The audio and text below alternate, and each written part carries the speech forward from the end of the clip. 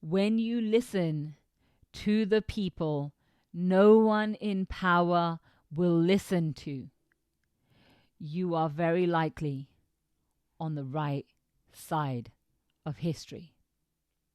The people in power will never genuinely uplift the most marginalized people. They might uplift a token.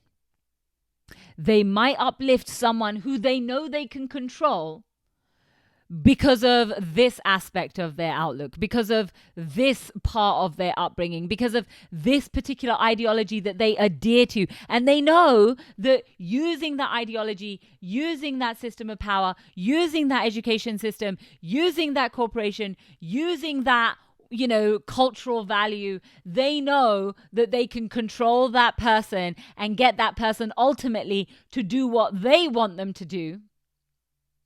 They will uplift that person even while they dominate and control and marginalize that person's community.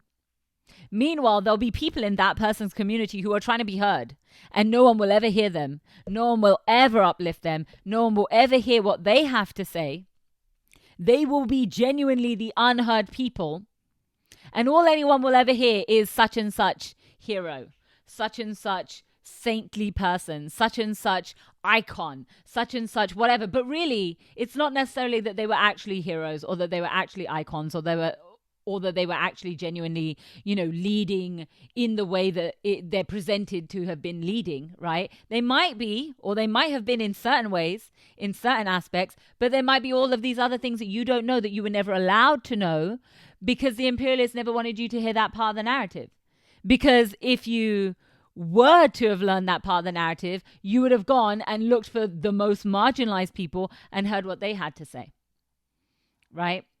So that's something really important to understand, that when you listen to the people no one in power will listen to, you are very likely on the right side of history.